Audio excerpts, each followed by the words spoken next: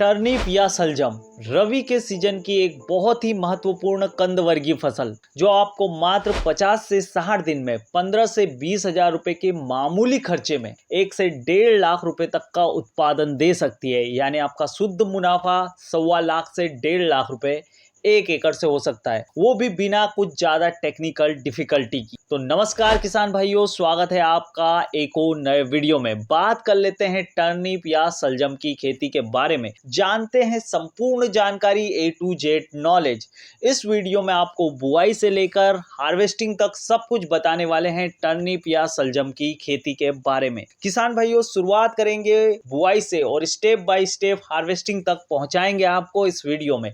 तो इस जर्नी से आप जुड़ते हैं तो लास्ट तक जाइए, और जहां भी इस जर्नी का कोई भाग आपको पसंद आता है और जहां भी आपको इस वीडियो का कोई अंग पसंद आ जाता है तो उसी समय से लाइक और शेयर करना न भूले। साथ ही साथ हमारे YouTube चैनल किसान भाई को सब्सक्राइब जरूर कर ले ताकि ज्यादा से ज्यादा किसान भाइयों तक नोटिफिकेशन पहुंच सके। किसान भाइयों, शुरुआत करते हैं टर्निप फार्मिंग सलजम की खेती के बारे में जानना शुरू करते हैं। इसके बारे में सब कुछ शुरुआत करते हैं बुआई के तरीके से। किसान भाइयों, बुआई के तरीके में आपको सबसे पहले खेत की तैयारी करनी होगी। खेत की तैयारी करना है आपको तो आप पलटी पुलाव या कल्टीवेटर से जमीन की गहरी जुताई करके उसमें 2 ट्रॉली गोबर का खाद अच्छा ट्रीटमेंट किया हुआ डाल दीजिए। 50 किलोग्राम सिंगल सुपर फास्फेट अच्छे से बिखेर दीजिए पूरे खेत में। फिर हैरो या फिर रोटावेटर की मदद से जमीन को समतल और भुरभुरी बना लीजिए। जल निकासी की ऐसी व्यवस्था कीजिए ताकि कहीं भी पानी ठहरे नहीं। अगर पानी ठहरता है तो वहां पर ये जो सलजम है, टर्निप है,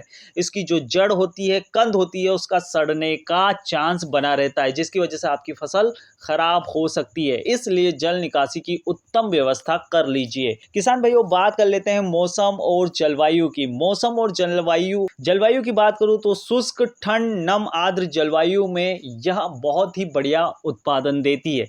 अगर मैं बात करूं तो ये सर्दियों के समय यानी रवि की सीजन की फसल है, इसलिए इसका उत्पादन सबसे ज्यादा रवि के सीजन में ही देखने को मिलता है, जबकि इसकी बुआई आप साल भर कभी भी कर सकते हैं। बात करूं सर्दियों के मौसम की तो अक्टूबर और नवंबर के महीने की किसी भी तारीख को आप इसकी बुआई कर सकते हैं। बरसात के समय जुलाई और अगस्त महीने में, और गर्मियों के समय दिसंबर से फरवरी तक आप इसकी बुआई कभी भी कर सकते हैं।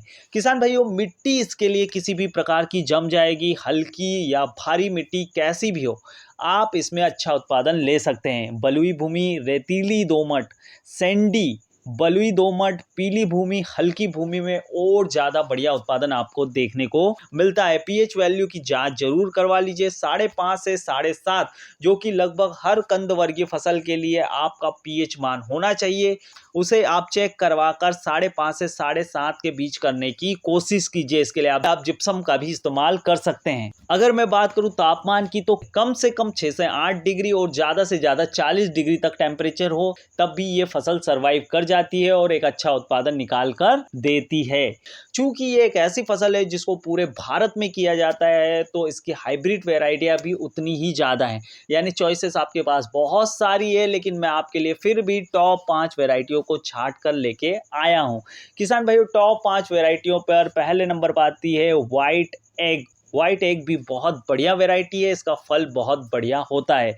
फिर गोल्ड बॉल, फिर स्नोबॉल, पूसा चंद्रिका और टोक्यो क्रॉस, ये ऐसी टॉप की वेराइटियां है जो आपको बहुत ही बढ़िया उत्पादन बिना बीमारियों के देती है। इनमें बीमारियां बहुत कम आती है, इसलिए मैंने आपके लिए स्पेशल इनको छांटा है। रोग और बीमारियों की बात करूं तो अगर आप इसे सर्दी के समय यानी अक्टूबर और नवंबर के महीने में बुआई करते हैं तो आपको बहुत कम रोग और बीमारियां देखने को मिलेगी, क्योंकि ये इसी समय की फसल है, इसलिए इसमें ज़्यादा अटैक आपको कीटों का देखने को नहीं मिलता है।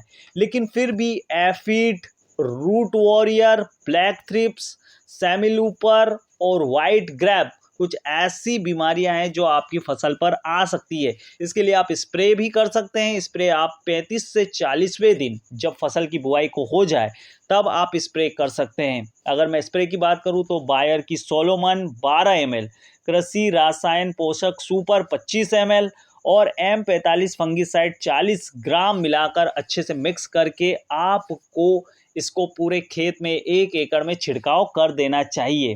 किसान भाइयों, खाद के ऊपर बात कर लेते हैं तो खाद आपको इसमें ज़्यादा देने की आवश्यकता नहीं है, लेकिन फिर भी आप एक अच्छा उत्पादन लेना चाहते हैं और खाद देना चाहते हैं तो खाद आपको 35 से 40वें दिन फसल के देना चाहिए।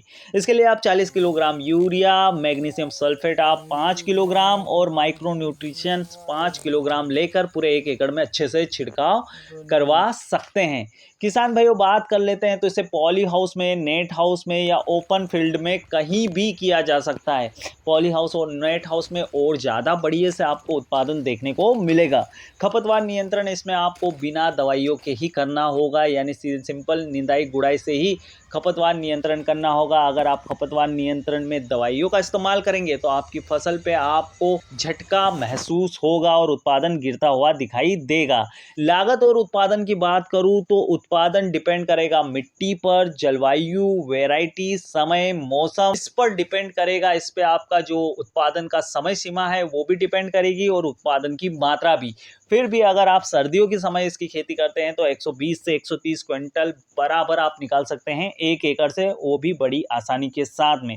अगर मैं बाजार भाव की बात करूं तो 15 से 20 रुपए किलो आपको सामान्यतः देखने को मिलता है। इस हिसाब से आप 1.5 से पौने 2 लाख रुपए तक की फसल आपके 1 एकड़ जमीन से निकाल सकते हैं और इसके लिए ओवरऑल खर्चा आपका होगा लगभग 15 से 20 हजार रुपये, यानी 8 से 9 गुना मुनाफा देने वाली ये फसल है।